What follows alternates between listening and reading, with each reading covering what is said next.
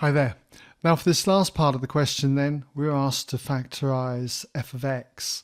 And you'll see I've substituted, by the way, the values of a and b that we found in the previous part of the question.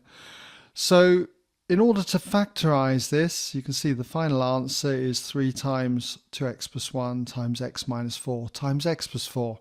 Obviously it doesn't matter which order you have these brackets, but that's essentially the answer.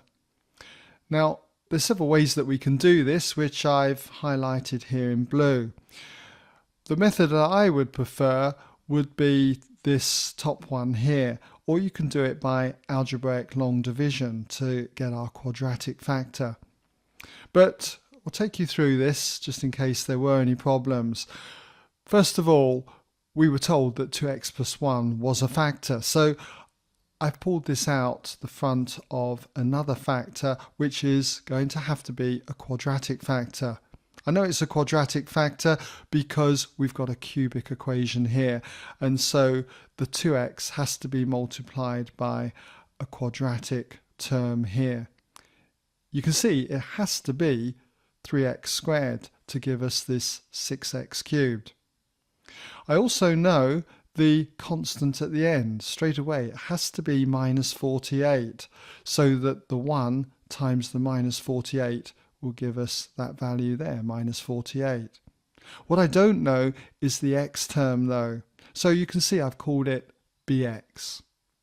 And to get that value of the x term here, I can do this in two ways. I can either compare the x squared terms, or in this case the coefficients, or I can compare the x terms or their coefficients.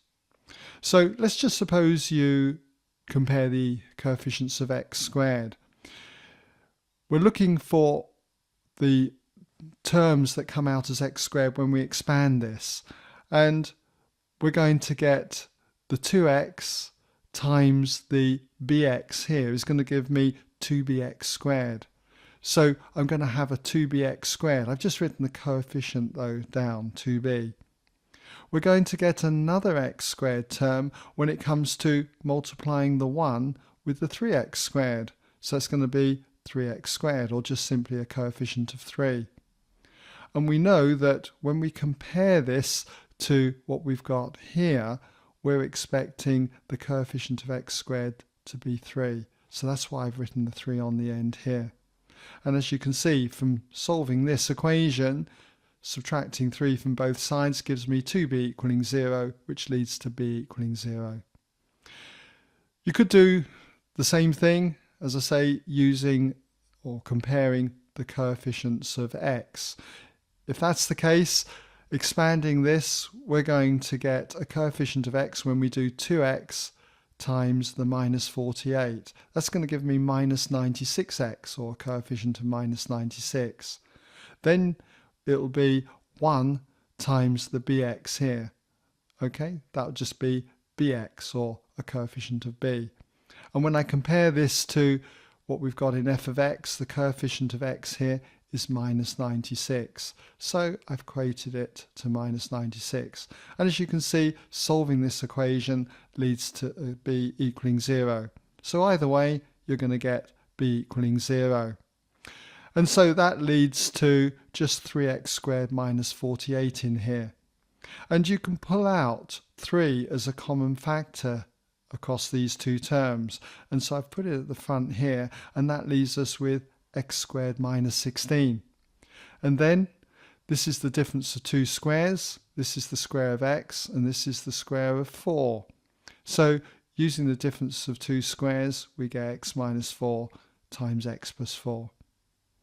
So that's essentially how I would go about factorising it, by using this method up here. You could though use algebraic long division, and that is by dividing 2x plus 1 into f of x would give us this quadratic factor.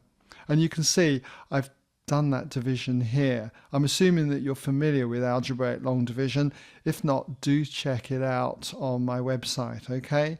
So I won't really run through this, but hopefully you can see it through the working here.